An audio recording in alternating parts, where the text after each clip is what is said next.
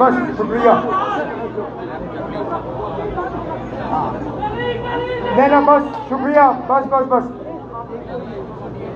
Stage पे बैठे हुए तमाम नेशनल कॉन्फ्रेंस के मेरे सीनियर साथी हजरात,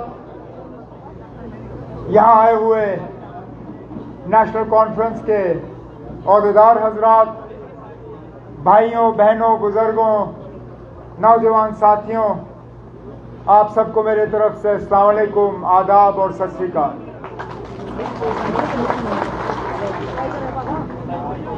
आज शेर कश्मीर भवन में नेशनल कॉन्फ्रेंस की इस फौज को यहाँ जमा हुए देख के दिल खुश हो जाता है, क्योंकि इस जमात को जो हमारे खिलाफ इस्तेमाल नहीं किया गया, साथियों को डराया गया, धमकाया गया, कुछों को लालच दी गई, कुछों को और झांसे दिए गए। उन्होंने इन साजिशों को कामयाब होने नहीं दिया।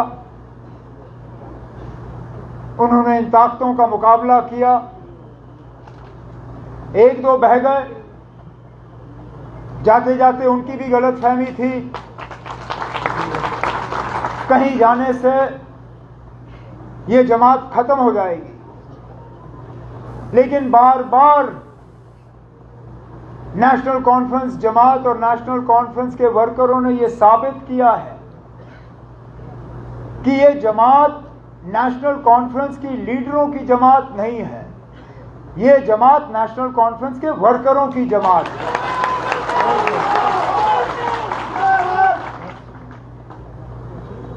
हमें ताकत नेशनल कॉन्फ्रेंस की ऊपर की सतह की क़यादत से नहीं मिलता, हमें ताकत मिलता है पहले अल्लाह ताला से, भगवान से, वाहिगुरु से।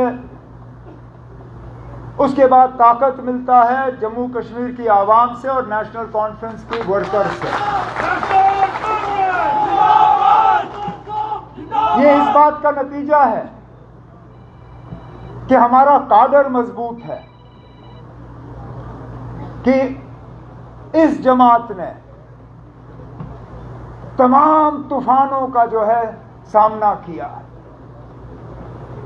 नहीं सकता था कि इलेक्शन के बाद ये नतीजा होगा, और मैं जम्मू कश्मीर के लोगों को आज इस स्टेज के माध्यम से सलाम करना चाहता हूं, जिस तरह उन्होंने अपने वोटों का इस्तेमाल किया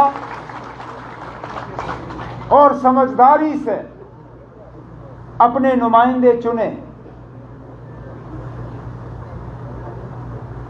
अब क्या हमें और सीटें मिल सकती थी? बिल्कुल। क्या हम उम्मीद कर रहे थे कि इससे ज्यादा हो? शायद अपने से नहीं, लेकिन दूसरों से। लेकिन एक एक सीट जो आज हमारे पास है, मैं उसके लिए दिल की गहराइयों से जम्मू कश्मीर के वोटरों का शुक्रगुजार हूं। और उसके बाद जो इंडिपेंडेंट एमएलए जीत के आए और फौरी तौर बिना कोई शर्त रखे हुए अपने लिए हमारे इस कारवां के साथ जुड़ गए और हमारी मदद करने निकले, जिसमें हमारे बनी के एमएलए डॉक्टर रमेश्वर सिंह जी भी यहां बैठे हैं।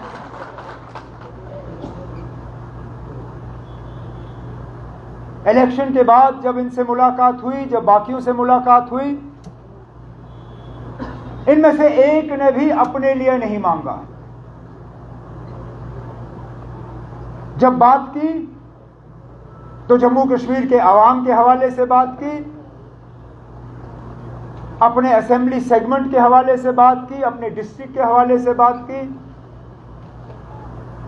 और कहा कि लोगों के जो मुतालबे हैं, मुश्किलात हैं, उनका अब हल होना चाहिए। हम बेसब्री से इस दिन का इंतजार करते रहे। 2018 में लोगों की चुनी हुई हुकूमत जब चली गई तो तब से लेके आज तक मायूसी, परेशानी, दुख, दर्द, लेकिन आज मैं जम्मू कश्मीर के लोगों को ये यकीन दिलाना चाहता हूं कि अब आपकी सुनवाई होगी। आपकी आवाज अंधेरे में गायब नहीं होगी। आपके मुतालबे नहीं रहेंगे। आपके मुश्किलात जो हैं, इंशाअल्लाह आगे जाके उन मुश्किलात को हम हल करके ही अपने आप को दोबारा लोगों के सामने पेश करेंगे। इलेक्शन के नतीजे निकले ही नहीं थे कि हमारे कुछ मेहरबान ये शोशा डालना शुरू कर गए थे कि आप जम्मू का कुछ नहीं होगा, जम्मू को नजरअंदाज किया जाएगा, जम्मू को सजा दी जाएगी कि उन्होंने नेशनल कॉन्फ्रेंस के उम्मीदवार या कांग्रेस के उम्मीदवार को यहां से चुना नहीं। और मैंने पहले दिन से कहा, मैंने कहा यह हुकूमत सबकी होगी, इसमें नुमाइंदे सबके होंगे, इसमें आवाज सबकी होगी, और हम खिदमत सिर्फ उन लोगों की नहीं करेंगे जिन्होंने नेशनल कॉन्फ्रेंस या अलायंस को वोट दिए। हम अगर खिदमत करेंगे तो पूरे जम्मू कश्मीर की आवाम की खिदमत करेंगे। डिप्टी सीएम बनाना कोई मजबूरी नहीं थी ना। मोहम्मद सैयद साहब, अल्लाह मगफिरत करे उन्हें, जब वो वजीर आला बने तो कांग्रेस के साथ उनका अलायंस था। अलायंस को उन्होंने ओहदे देने थे। मंगत राज शर्मा जी डिप्टी सीएम बने।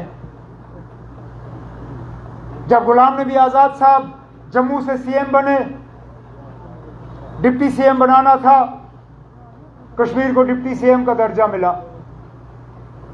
जब 6 साल मेरी हुकूमत चली, वजीर आला के तौर पे मैंने जम्मू कश्मीर की खिदमत की। अलायंस की मजबूरी थी कि ताराचंद जी को हम डिप्टी सीएम बनाएं।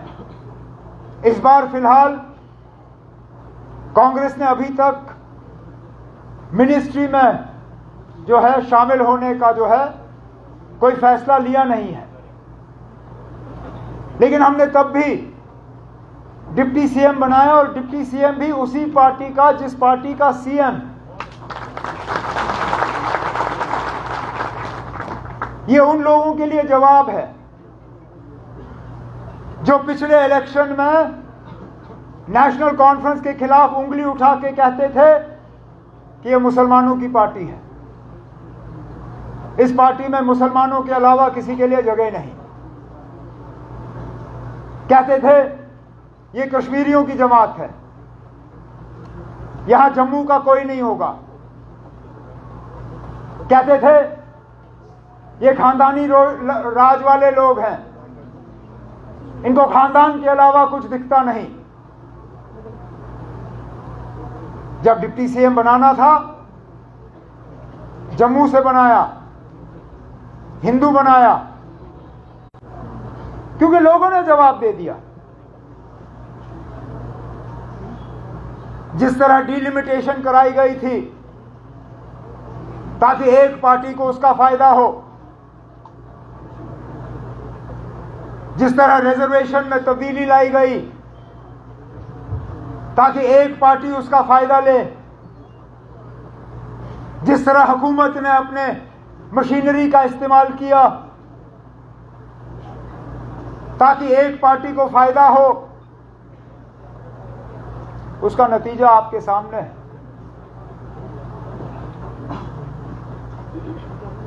मतलब ये कि ये तमाम हरबे जो हैं ये आपको इलेक्शन तक पहुंचा सकती हैं, लेकिन इलेक्शन जितवा नहीं सकती।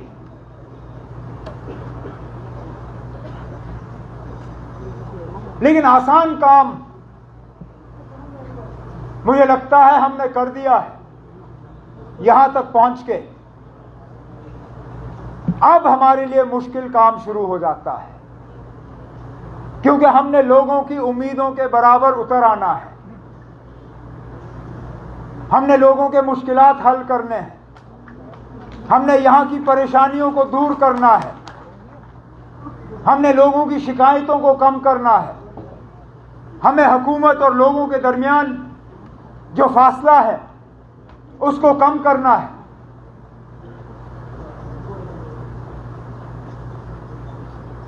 अब सदोत्रा साहब ने अपनी तकरीर में जम्मू के हवाले से बहुत सी बातें की कि ये भी मुद्दा है, ये भी है, ये लोग इस बात पे नाराज हैं, उस बात पे नाराज हैं। लेकिन मैं मजबूर होता हूं पूछने पे, ना ये नाराजगी पोलिंग बूथ में हमें नजर क्यों नहीं आई?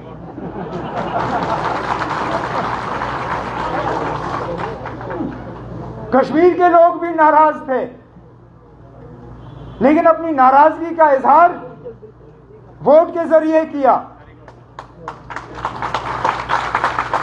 चिनाब में भी लोग नाराज थे, वोट के जरिए इजहार किया। रजौरी पुंछ में भी नाराज थे। डिलिमिटेशन, रिजर्वेशन, सब चीजों को एक तरफ रख के वोट के जरिए अपनी नाराजगी को वहां पे दर्ज किया। कहने के लिए तो हम सुनते हैं कि जम्मू वाले भी नाराज हैं। कोई कहता है कि दरबार मूव को लेके नाराज, कोई कहता है कि स्मार्ट मीटर को लेके नाराज, कोई कहता है कि बिजली बिल को लेके नाराज, कोई कहता है कि पानी की कमी को लेके नाराज, कोई कहता है कि बेरोजगारी को लेके नाराज। लेकिन ये नाराजगी जो है पोलिंग बूथ, वोटिंग बूथ में हमें नजर नहीं आया। अब क्या वजह है ये भी हमें समझना होगा। या तो नाराजगी है नहीं, और अगर नाराजगी है नहीं तो फिर बड़ी अच्छी बात है, फिर कुछ खास करने की जरूरत नहीं, सारा कुछ ठीक है। लेकिन अगर नाराजगी है और उस नाराजगी के बावजूद वोट एक तरफ गए, तो इस बात को भी समझने की जरूरत है ना कि आखिरकार हुआ क्या। लेकिन इतना मैं जरूर जानता हूं कि जैसे मैंने पहले कहा, वोट पैटर्न पे जो है हुकूमत चलाई नहीं जाएगी। इलेक्शन हो गए, लोगों ने अपना फैसला जो है सुना लिया, हुकूमत बनी है। अब हमारा काम है कि हम लोगों तक पहुंचे और उनके मुश्किलात और मुतालबे हल करें।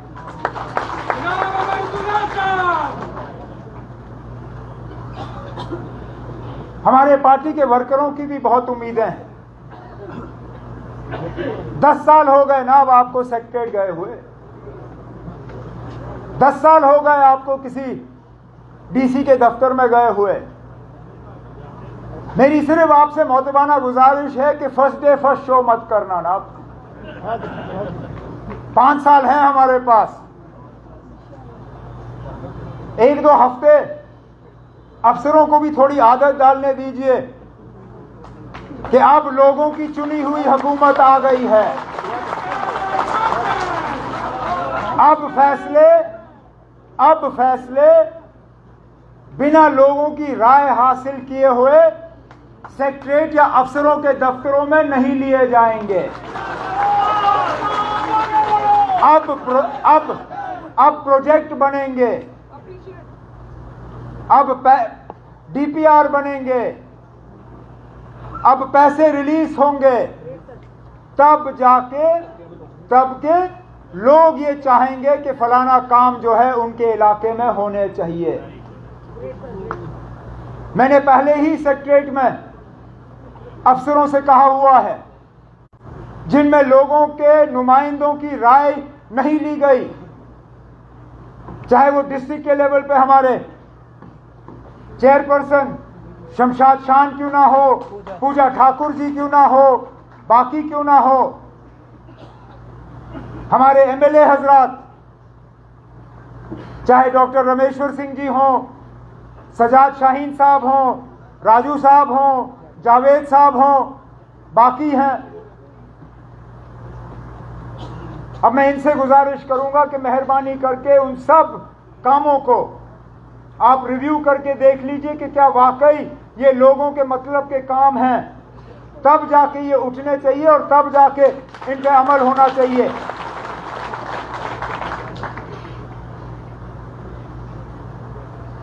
लोगों के साथ हमारा तालमेल टूटना नहीं चाहिए।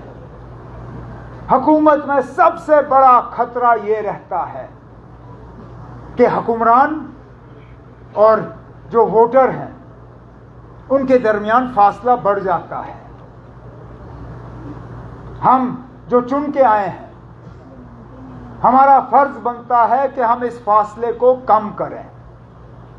और मैंने ये तय किया है कि जहां जहां कहीं पे भी सरकारी कोई फंक्शन होगा, वहां पे अलग मैं अपने तंजीम के साथियों को कहूंगा कि वहां पे आए, जमा हों, और मैं उनके लिए अलग वक्त मुकर्रर करूंगा।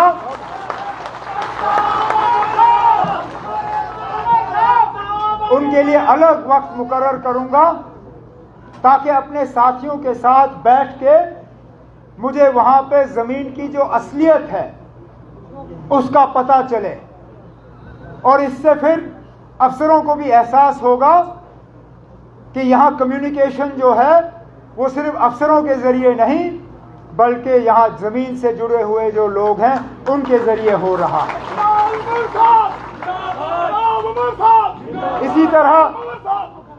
इसी तरह मैं अपने मीडिया के साथियों को ये यकीन दिलाना चाहूंगा कि मेरी हुकूमत के तरफ से आपके साथ कोई सख्ती नहीं होगी, कोई नाइंसाफी नहीं होगी। आपको इस बात की सजा नहीं मिलेगी कि आप मेरे खिलाफ कुछ लिखोगे। हालांकि मैं जानता हूं पढ़ना मेरे लिए मुश्किल होगा, मैं शायद पढ़ना या देखना पसंद भी नहीं करूंगा, लेकिन जमहूरियत में हम जमहूरियत को मजबूत कर नहीं पाएंगे अगर कि हम मीडिया को जो है अपना काम करने की इजाजत ना दें। मैं जानता हूं बहुत से ऐसे हमारे प्रेस के साथी हैं जिनके एक्रेडिटेशन या रजिस्ट्रेशन में अड़चनें डाली गई हैं, रुकावटें डाली गई हैं। इनके रजिस्ट्रेशन और वो प्रेस कार्ड जो है वो इनको नहीं मिले। आहिस्ता आहिस्ता इस चीज़ को दुरुस्त किया जाएगा और आपकी इंस्टीट्यूशन को जो है हम स्ट्रेंथन करेंगे। लेकिन थोड़ा सा आप रहम करिएगा, जहां हमारे काम ठीक नहीं होंगे वहां पे आप जरूर हमारे कान खींचिएगा। लेकिन इलेक्शन लड़ लड़ के परेशान हो गए। साल शुरू हुआ तो पार्लियामेंट की तैयारी की, पार्लियामेंट हुए, कुछ नतीजे ऊपर नीचे, मेरा तो ज्यादा ही नीचे था। उस वक्त समझ नहीं आ रहा था कि उठूंगा कैसे, लेकिन अल्लाह ताला का करना देखे ना आप। मुझे उस वक्त साथी कहते थे कि इसमें भी कुछ अच्छा होगा, मैं कहता था होगा, लेकिन अंदर अंदर से मैं सोचता था क्या अच्छा हो सकता है ना, अभी तो इलेक्शन हारा हूं, इसमें अच्छाई कहां होगी।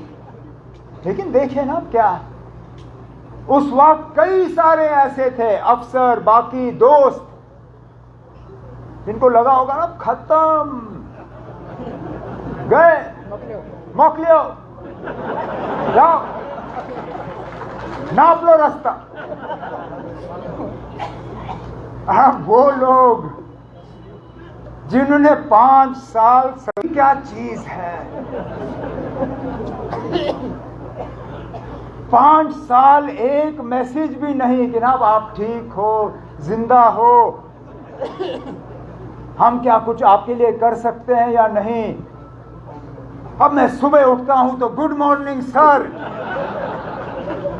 1 बजे फोन देखता हूं तो सर लंच के लिए क्या खाया, 8 बजे फोन देखता हूं सर डिनर में क्या था, आपके लिए कुछ भेजूं तो नहीं, और 10 बजे रात को गुड नाइट सर, प्लीज अच्छे से सो जाइए।